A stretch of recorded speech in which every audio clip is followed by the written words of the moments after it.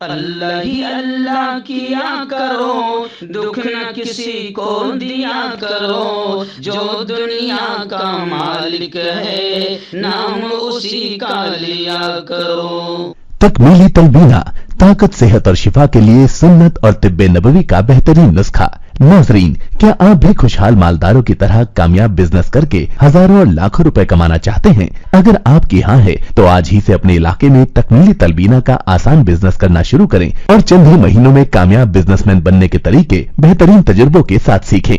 Businessman बनने का ये मौका कहीं आपके भी हाथ से चला न जाए, इसलिए अभी हमसे राब्ता करें 9890963757।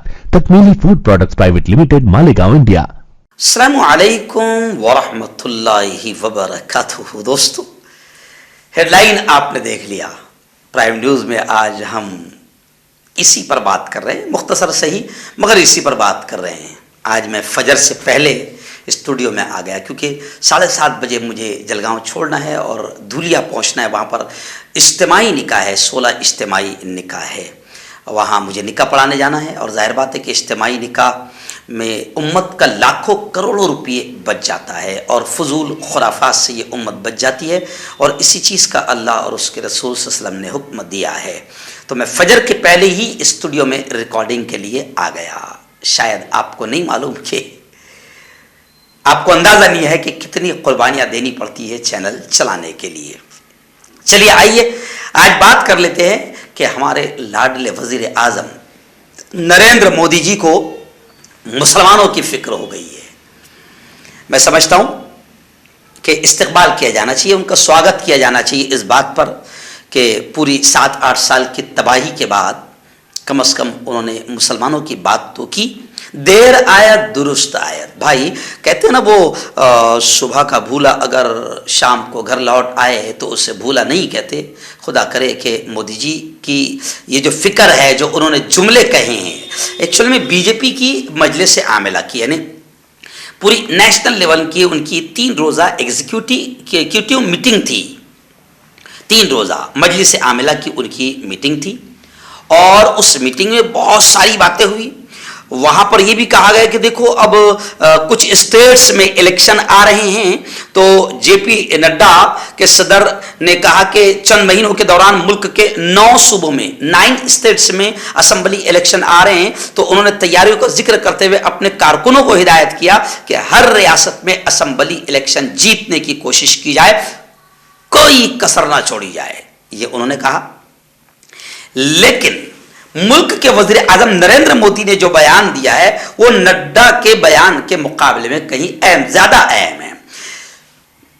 नरेंद्र मोदी ने साफ तौर से ये कहा अपने तमाम नेताओं को, अपने तमाम लीडरों को, अपने कार्यकर्ताओं को, अपने हर स्टेट के जिम्मेदारों को कि मुसलमानों के ताल्लुक से बयानबाजी न करें, विवादित और मुतनाज़े बयान न दें। तो अब ये तो थोड़ा सा अजूबा भी है। खुदा करे कि ये उनके जुमले ना हो, वरना वो कह देते हैं भाई बहनों हर एक के अकाउंट में यूँ 15-15 लाख आ जाएगी। फिर बाद में अमित शाह कह देते भाई वो तो इलेक्शन के जुमले थे, इलेक्शन में ऐसा बोलना पड़ता है। तो खुदा करे कि ये उनके जुमले ना हो और ज़िंदगी में पहले ही सच हो और वो वाकईतन सच हो। तो मैं समझता हूं कि एक मुल्क की सियासत में नया मोड़ आ सकता है और ये मुल्क जो तबाही की तरफ बढ़ चुका है, इस मुल्क में नफरतें बिल्कुल अपने आला पैमाने पर पहुंच चुकी है। हिंदू मुस्लिम में नफरतों की जो बीज बीजेपी ने बोई है और बीजेपी के लीडरों ने बोए हैं और बीजेपी के लोगों के जो शैतानी बयानात आए हैं जिनकी वजह से मुल्क में नफरतें फैली है, इतनी फैल गई है कि अब मुल्क तबाही के आखिरी दहाने पर है।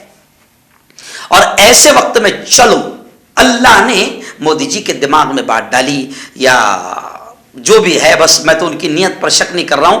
अल्लाह करे कि बस उनका बयान सच हो और उनके जितने नीचे वाले हैं वो उस बयान पर अमल करे तो मुल्क में अमन व अमान आ सकता है। लेकिन कुछ लोग ये कह रहे हैं कि राहुल गांधी जो भारत जोड़ो यात्रा के लिए निकल पड़े हैं और भारत जोड़ने की बात कर रहे हैं और उन्होंने जो एक ही राग अलापा 3 महीने से नफरत छोड़ो भारत जोड़ो, नफरत छोड़ो भारत जोड़ो, और करोड़ों लोग उनकी यात्रा में शामिल हो रहे हैं, तो हो सकता है कि मोदी जी को लगा कि नहीं अब लोगों के दिमाग में आ गया है कि बीजेपी ने नफरतें फैला दी है और अब जोड़ने की बात होनी चाहिए, वरना अगला इलेक्शन लोग निकाल कर फेंक देंगे। और लोग समझ गए हैं कि मुल्क इस नफरत की वजह से तबाही की तरफ जा चुका है और बीजेपी की इस नीच हरकत को भी लोग समझ गए हैं कि बीजेपी ने हिंदू मुस्लिम मंदिर मस्जिद, हिंदू मुस्लिम मंदिर मस्जिद और मुसलमानों के खिलाफ बीजेपी के लीडरों ने इतने खतरनाक बयान दिए हुए हैं कि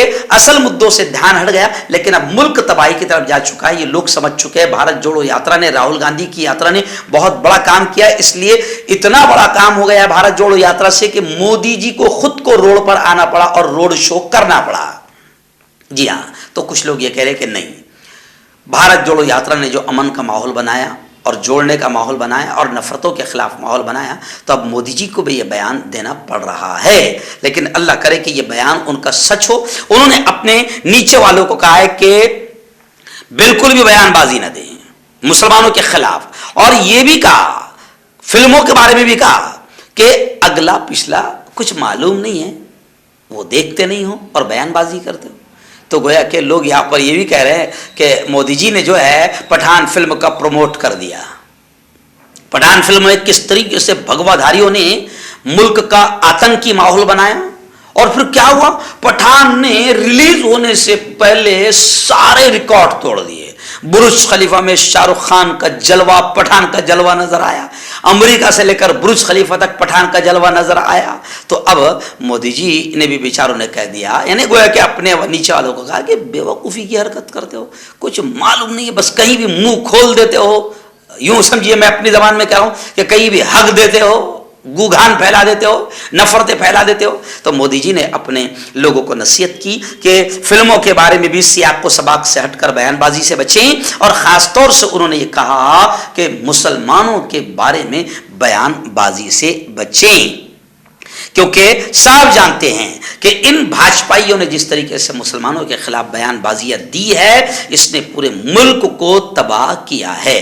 तो अब मैं तो मोदी जी को, भले ही उनका ये जुमला हो या इलेक्शन के और मुल्क के हालात को मद्देनजर रखते हुए फिर कोई मक्कारी हो, मुझे उससे कोई लेना देना नहीं, लेकिन मैं मोदी जी को कम से कम, उन्होंने मुंह खोला पहली बार, अच्छी बात तो बोला कि भाई अपने लीडरों को नसीहत की और पीएम मोदी को मुसलमानों की फिक्र हुई, तो मैं इस बात पर दिल की गहराइयों से पीएम नरेंद्र मोदी को बहुत बहुत धन्यवाद, शुक्रिया और मुबारकबाद पेश करता हूं। और मैं समझता हूं कि मोदी जी ने भले ही जिस नीयत से बोला हो, लेकिन इसके कुछ तो अच्छे असरात आएंगे और बीजेपी के लोग, बीजेपी के लीडर और बीजेपी के कारकुनान, कुछ इंसानियत उनमें आएगी, कुछ सुधरेंगे, ऐसी उम्मीद जाहिर की जा रही है। पीएम मोदी की मुसलमानों को, पीएम मोदी को जो मुसलमानों की फिक्र हुई है और उन्होंने अच्छी बात कही है, मैं एक बार फिर उनको धन्यवाद कहता हूं।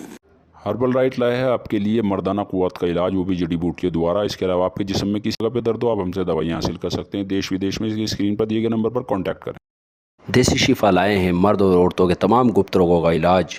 पहली खुराक में हैरत अंगेज़ असर देखें। अगर आप हमसे इंडिया और इंडिया से बाहर दवाइयाँ हासिल करना चाहते हैं, स्क्रीन पर दिए गए नंबर पर कांटेक्ट करें। Thank you. जोड़ों की पुरानी से पुरानी लाइलाज तकलीफ जैसे घुटनों का दर्द, पीठ और कमर का दर्द, कंधे, गर्दन और पैरों में दर्द के लिए संधि प्लस। क्यों होता है जोड़ों में दर्द? क्यों रहती है जोड़ों में जकड़न? क्यों हो जाती है जोड़ों में सूजन? क्यों बन जाती है जोड़ों में गांठ? क्यों थम सी जाती है जिंदगी? जोड़ों की पुरानी से पुरानी लाइलाज तकलीफ जैसे घुटनों का दर्द, पीठ और कमर का दर्द, कंधे, गर्दन और पैरों में दर्द के लिए संधि प्लस प्लस एक संजीवनी बूटी की तरह है, या यूं कहे कि एक स्थायी इलाज साबित हो चुका है। लाखों लोग इसे अपना चुके हैं और दर्द पर विजय प्राप्त कर चुके हैं। जब हम नियमित रूप से संधि प्लस प्लस से मालिश करते हैं तो त्वचा इसे तुरंत ऑब्जर्व करके जोड़ों के सूक्ष्मतम अवस्था में पहुंचा देती है, जिससे जोड़ों में ब्लड का सर्कुलेशन बढ़ जाता है और जोड़ों के मांसपेशियों में मजबूती आती है। आंतरिक सूजन समाप्त हो जाती है, जिससे दर्द में आराम तो मिलता ही है, साथ ही साथ जोड़ों में नई शक्ति भी आती है। हमारे ये प्रोडक्ट ना कि किसी बाजार में मिलता है और ना ही मेडिकल शॉप पे, इसलिए इसे पाने के लिए अभी स्क्रीन के नंबरों पे कॉल करें और ऑर्डर करें।